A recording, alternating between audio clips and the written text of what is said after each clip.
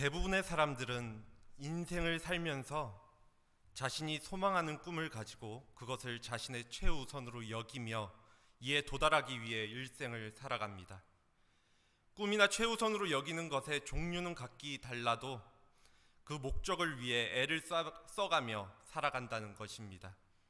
그리고 이 꿈과 목적을 위해서라면 시간과 노력 혹은 물질 등을 투자하고 희생할 각오를 합니다. 그렇다면 만약 이러한 꿈이 이루어졌을 때, 최우선으로 여기는 것을 얻게 되었을 때 정말로 행복할 수 있을까요? 세상 사람들만의 이야기가 아니라 믿는 자들에게도 바람이 이루어진다는 것이 정말 행복을 의미하는 것인지 생각해 보아야 합니다. 마음속 깊은 곳에 간절한 꿈, 그리고 그토록 바라던 소원이 이루어지는 것이 그 순간은 행복할 수 있어도 오히려 자신에게 독이 될 수도 있다는 것입니다. 일례로 사람들은 성공하기를 원합니다. 또 많은 돈을 벌고 높은 지위를 원합니다. 물론 그것을 나쁘다고만 볼 수는 없습니다. 그리고 그것을 이루는 순간 성취감이나 기쁨이나 행복도 있을 것입니다. 그런데 그 바람을 위해서 가정을 내팽개치거나 몸을 혹사시켜서 건강이 악화되고 가정이 악화되는 경우를 심심치 않게 보게 됩니다. 또 부모의 경우를 보아도 마찬가지입니다. 부모의 소망 중 가장 큰 것은 아마도 자녀일 것입니다. 자녀가 좋은 학교에 진학했으면 좋겠다라는 소망을 가지고 과잉 보호하고 또 자녀의 삶을 다 통제하려는 부모님들이 있습니다.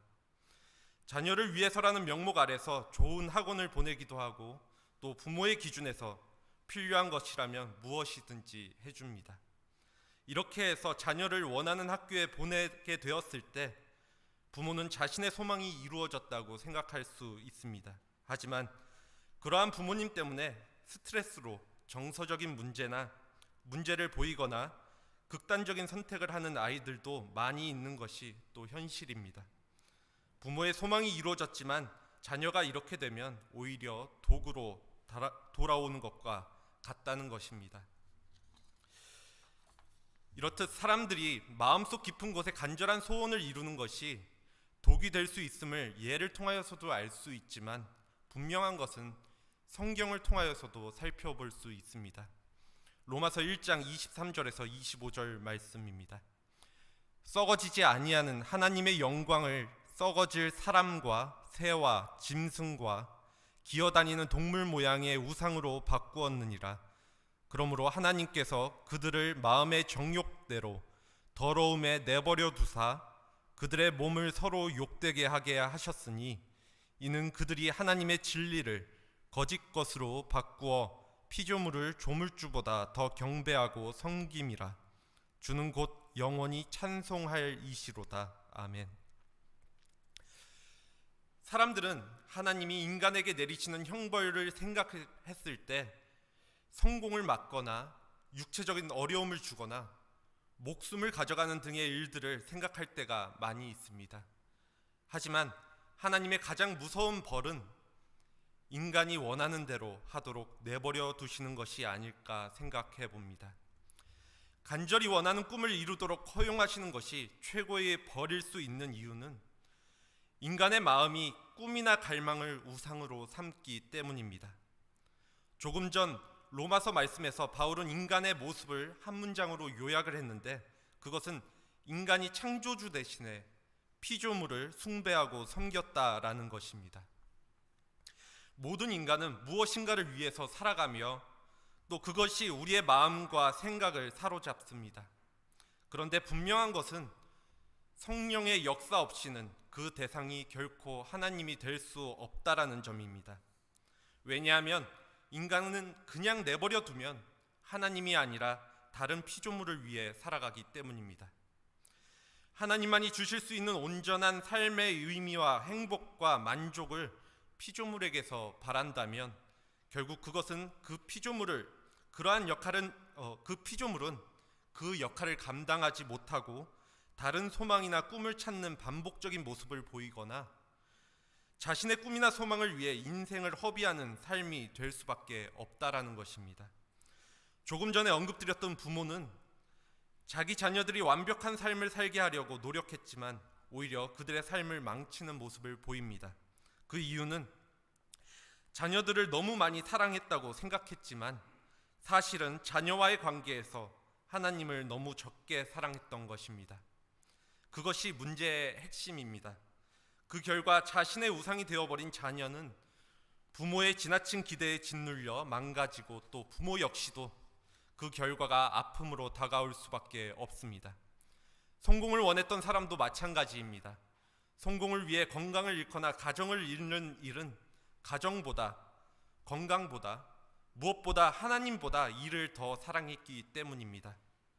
성공이 자신의 우상이 되어버려 자신의 건강을 해치고 가정을 잃는 일이 일어난다는 것입니다. 이처럼 우리는 이 소망만 이루어진다면 모든 문제가 해결되고 행복할 수 있다고 믿지만 실상은 그렇지 못한 경우가 훨씬 더 많습니다. 다른 문제들이 드러나거나 다른 더 높은 소망이 생기기 때문입니다. 자녀를 바라는 많은 부부들이 자녀만 낳으면 모든 문제가 해결될 것이라고 믿지만 실상은 결코 그렇지 않음을 우리는 알 수 있습니다. 자녀뿐만이 아니라 이것만 통과되면, 이것만 해결되면 모든 문제가 해결될 것이라고 믿지만 그것으로 끝나는 것이 아니라는 것입니다.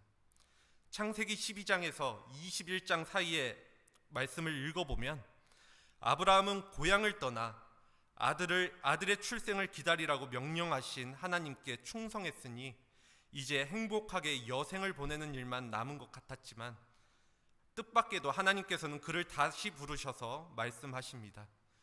그리고 그 내용은 이보다 더 놀라울 수 없을 정도로 충격적인 내용입니다. 오늘 본문 1절에서 2절입니다.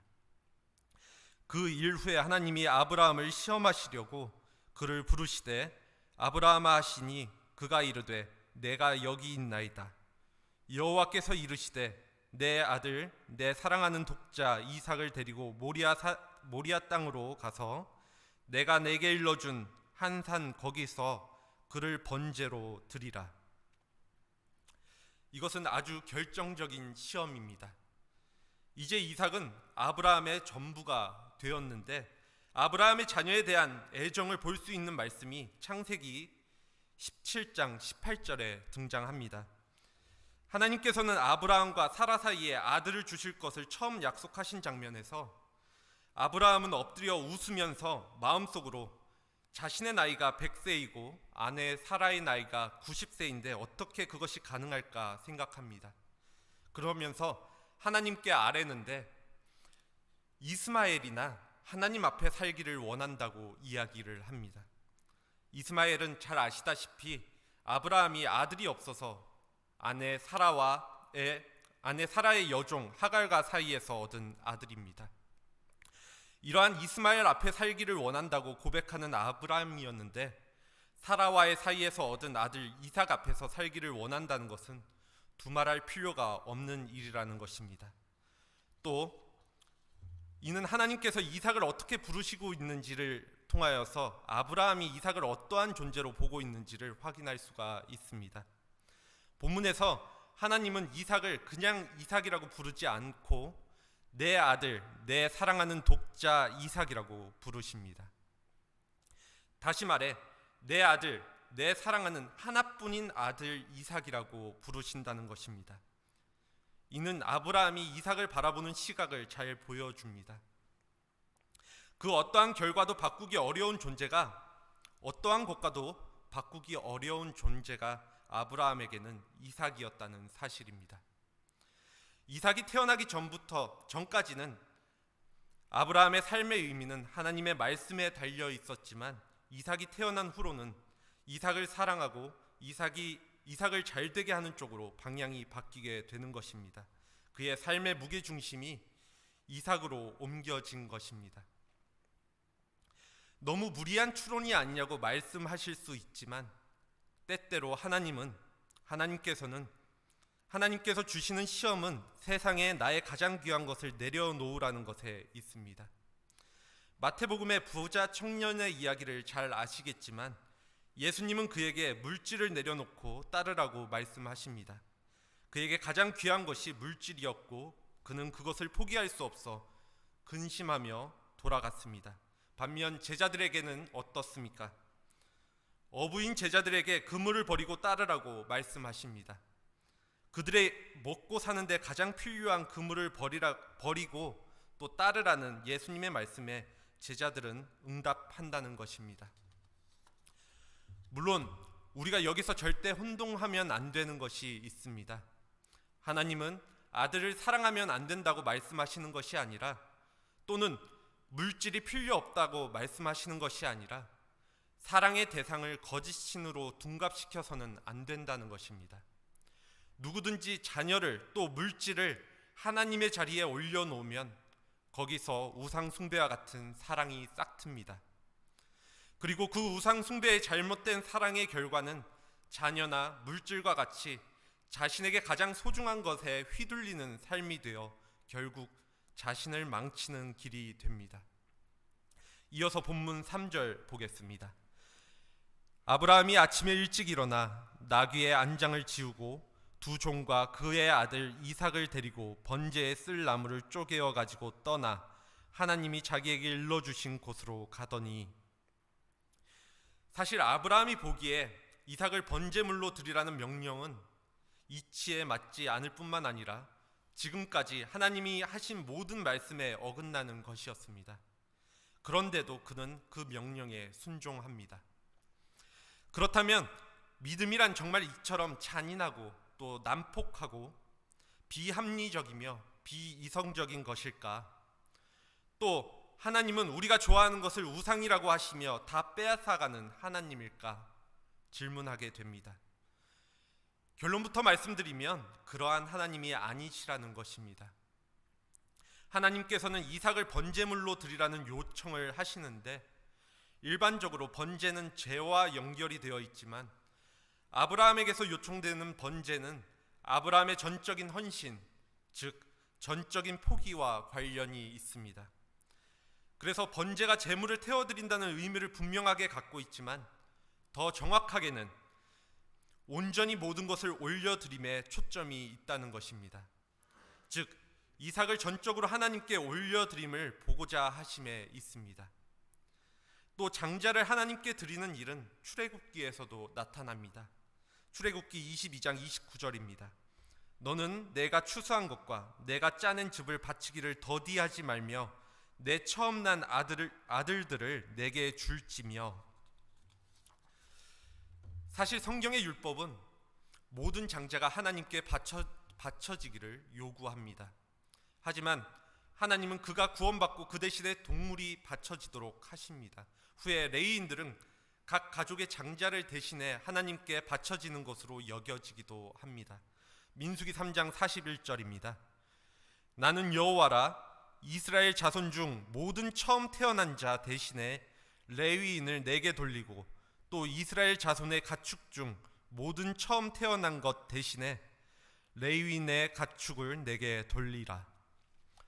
이러한 배경에서 이삭을 번제물로 드리라는 요구는 우리에게는 이해될 수 없는 부분일 수 있어도 당시의 사람들에게는 이해될 수 있고 또 바쳐지는 것으로 이해가 가능할 수 있는 부분이라는 것입니다. 그러나 이렇게 당시의 기준으로 이해할 수 있는 명령이라고 해서 그것이 누구에게나 가능한 명령은 아닙니다.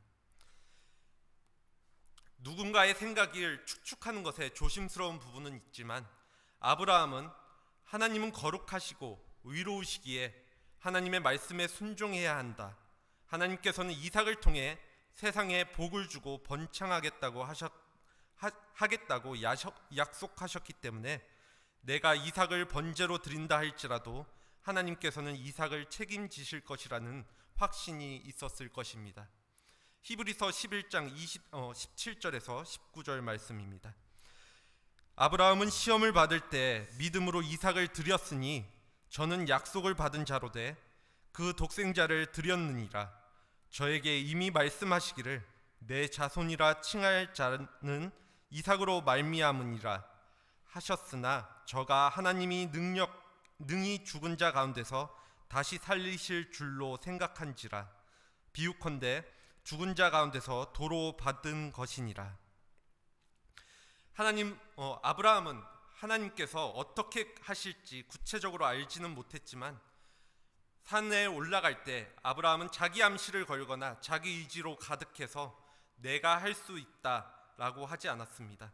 정확히는 알 수 없지만 하나님께서 하실 것을 믿고 올라갔다는 것입니다. 본문 5절입니다.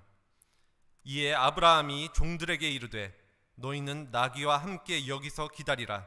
내가 아이와 함께 저기 가서 예배하고 우리가 너희에게로 돌아오리라 하고, 내가 즉 이삭을 번제로 드리고 나 혼자 돌아오는 것이 아니라 우리가 너희에게로 돌아오리라고 이야기합니다.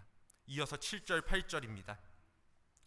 이삭이 그 아버지 아브라함에게 말하여 이르되 내 아버지여 하니 그가 이르되 내 아들아 내가 여기 있노라. 이삭이 이르되 불과 나무는 있거니와 번제할 어린 양은 어디 있나이까. 아브라함이 이르되 내 아들아 번제할 어린 양은 하나님이 자기를 위하여 친히 준비하시리라 하고 두 사람이 함께 나아가서, 하나님이 친히 준비하시리라. 그것이 무엇이든지 그는 하나님께서 하실 것을 믿었습니다. 히브리서에서는 하나님이 다시 살리실 것이라고 믿었다고 되어 있지만 아브라함은 자세한 방법은 몰랐을 것입니다. 하지만 하나님께서 자신에게 주신 은혜의 약속을 지키실 것을 믿은 것입니다. 이것은 아브라함이 그저 하나님을 맹신했다거나 이건 정말 미친 짓이고 살인이지만 그래도 나는 해야만 해라고 생각해서 행한 것이 아닙니다. 그가 모리아 땅에 있는 산을 향해 길을 갈 수 있었던 것은 오직 하나님이 거룩하시고 위로운 분이심과 동시에 은혜와 사랑이 풍성하신 분임을 알았기 때문입니다. 이어서 9절 10절입니다. 하나님이 그에게 일러주신 곳에 이른지라. 이에 아브라함이 그곳에 제단을 쌓고 나무를 버려놓고 그의 아들 이삭을 결박하여 제단 나무 위에 놓고 손을 내밀어 칼을 잡고 그 아들을 잡으려 하니, 이때 무슨 일이 벌어졌는지 우리는 너무나 잘 알고 있습니다. 11절 12절입니다. 여호와의 사자가 하늘로부터 그를 불러 이르되 아브라함아 아브라함아 하는지라. 아브라함이 이르되 내가 여기 있나이다 하매 사자가 이르되 그 아들에게 내 손을 대지 말라. 그에게 아무 일도 하지 말라. 내가 내 아들 내 독자까지도 내게 아끼지 아니하였으니 내가 이제야 내가 하나님을 경외하는 줄을 아노라. 그때 뿔이 수풀에 걸린 수장이 거기서 발견되고 이에 아브라함은 이삭을 풀어주고 아들 대신에 그 양을 번제로 드립니다. 하나님은 아브라함에게 이삭보다 자신을 최우선으로 생각하는지에 대한 시험을 하셨고 마지막에 주님은 그에게 내가 이제야 내가 하나님을 경외하는 줄 아노라 라고 말씀하십니다. 성경에서 경외라는 말은 하나님을 무서워한다는 뜻이 아니라 하나님께 전심으로 헌신한다는 뜻입니다. 시편 130편 3절에서 4절 말씀입니다. 여호와여 주께서 죄악을 지켜보실진대 주여 누가 서리이까. 그러나 사유하심이 주께 있음은 주를 경외하게 하심이니이다. 이 말씀은 하나님의 은혜와 용서를 경험하면 하게 될수록 우리가 더욱 주님만을 경외하게 된다는 것, 즉 주님께 전심으로 헌신하게 된다는 것을 보여줍니다. 그러니까 아브라함이 이삭을 정말로 바치려고 했을 때 하나님은 그에게서 내가 이제야 내가 세상 무엇보다도 나를 더 사랑하고 나에게만 헌신하는 줄을 알았다라고 말씀하시는 것입니다. 이것은 하나님께서 아브라함이 당신을 정말로 사랑하는지 잘 모르셔서 이제 알아보려고 하셨다는 뜻이 아니라 하나님께서는 아브라함을 용광로에 집어넣으시고 또 하나님을 향한 아브라함의 사랑이 정금처럼 되어 나오게 하신 것입니다. 하나님께서 왜 하필이면 이삭을 아브라함에 대한 시험의 수단으로 삼았을까 하는 질문의 대답은 너무나도 분명합니다. 하나님께서 그렇게 하지 않으셨다면 아브라함은 틀림없이 자기의 아들을 세상의 무엇보다 더 사랑했을 것이기 때문입니다. 그런데 그것은 우상 숭배와 같으며 모든 우상 숭배는 우상과 또 우상 숭배자들을 망하게 만드는 길입니다. 이삭은 아브라함에게 놀라운 하나님의 선물이었지만 하나님을 가장 첫 자리에 모실 마음이 없다면 이삭은 아주 위험한 존재가 되게 됩니다. 우리도 마찬가지입니다. 자녀, 돈, 명예, 성공 등은 다 하나님의 선물입니다. 그런데 하나님을 가장 첫 번째 자리에 둘 마음이 없이 그러한 것들을 바라보게 된다면 그것은 축복이 아니라 저주가 되고 말게 된다는 것입니다. 하나님께 순종하는 것과 아들을 사랑하는 것 중에서 하나를 택해야만 하는 일이 일어나지 않는 한 아브라함은 자신의 이삭을 향한 사랑이 우상 숭배로 변질되고 있음을 알 수가 없었을 것입니다. 우리는 아브라함이 이삭을 생각했던 것과 같이 자신에게 가장 소중한 것이 무엇인지를 생각해 보아야 합니다. 이제 우리는 자신의 이삭을 제단에 올려놓고 또 하나님께 드려야 합니다. 앞서 설명드린 부모는 자녀를 과잉 통제함으로 자신의 삶뿐만 아니라 자녀들의 삶에서도 하나님의 하나님 되심을 막았습니다.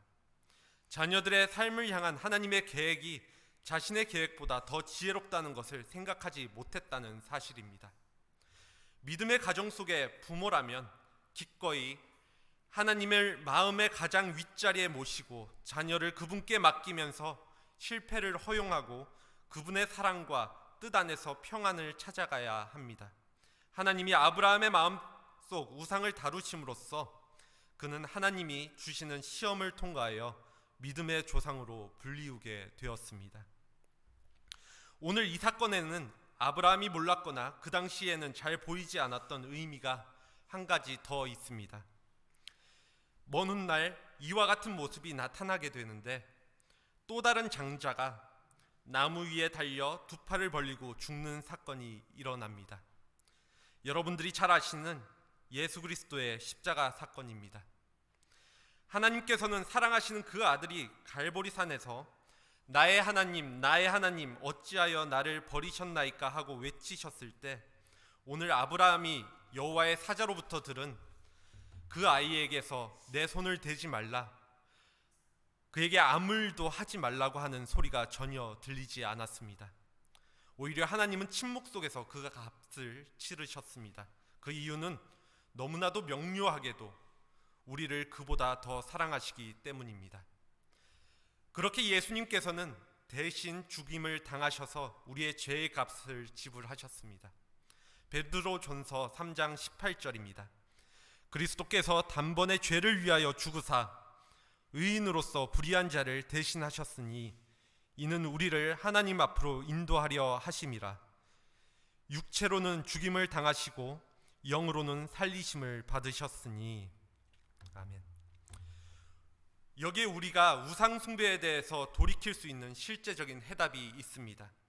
우리는 우리가 최우선으로 삼고 있는 우리의 이삭을 하나님께 내려놓아야 한다는 것입니다. 거기에 매달려 노예가 되지 않을 수 있는 방법을 우리는 찾아야 합니다. 사실 오늘 본문의 이야기의 의미는 예수님을 통해서만 완성이 됩니다. 하나님은 분명한 값을 요구하시는 공의의 하나님이시면서 또한 구원과 은혜를 베푸시며 우리를 의롭다 하시는 사랑의 하나님이십니다. 바로 그 하나님 아버지께서 아브라함이 이삭을 데리고 산에 올라갔듯이 이 갈보리 산으로 당신의 독생자 예수 그리스도와 함께 올라가셔서 우리의 모두를 위한 제물로 예수 그리스도를 내어 주셨다는 것입니다. 말씀을 정리합니다. 우리의 삶에서 경험하는 고민거리들을 생각해 보시기 바랍니다.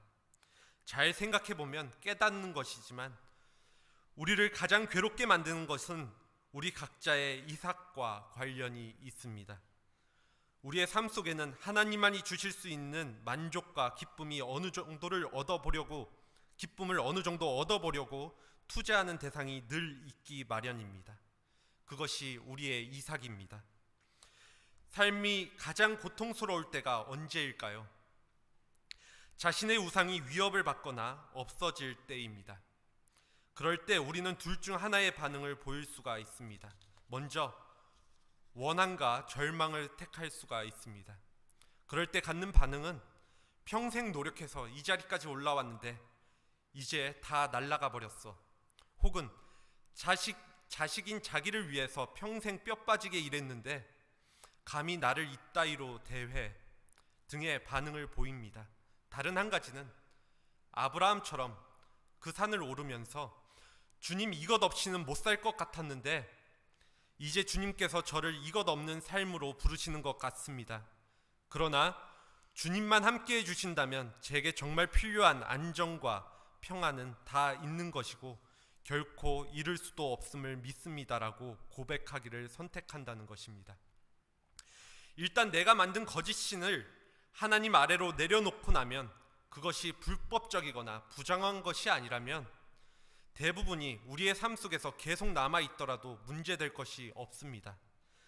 이제는 그것이 나를 지배하거나 불안과 교만과 분노와 실망으로 괴롭히지 못하기 때문입니다. 하나님께서 우리를 구해 주시는 중인데도 현상적으로 오히려 죽이시는 것처럼 보일 때가 있습니다. 아브라함의 경우에도 하나님은 그를 위대한 믿음의 사람으로 빚으시는 중이었지만 겉으로 볼 때 아주 매정해 보이셨습니다.